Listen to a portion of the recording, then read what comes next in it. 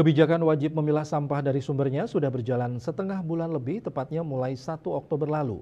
Namun hasilnya belum maksimal karena masih ada warga Kota Denpasar yang belum melakukan pemilahan sampah secara mandiri.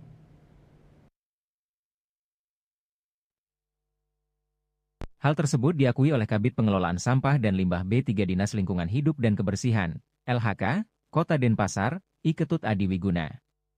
Ia mengatakan, penerapan kewajiban ini memang tidak mudah dan membutuhkan proses.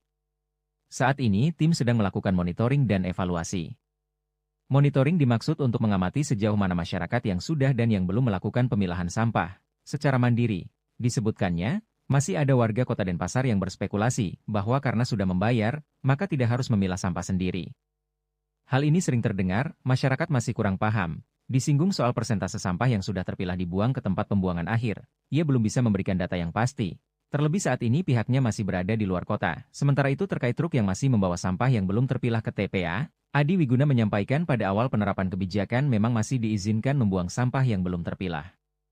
Namun, saat ini jika masyarakatnya tidak mau memilah, berarti swakelola yang melakukan pemilahan, sehingga sampah tidak lagi tercampur dibuang di TPA. Widi, Bisnis Bali melaporkan.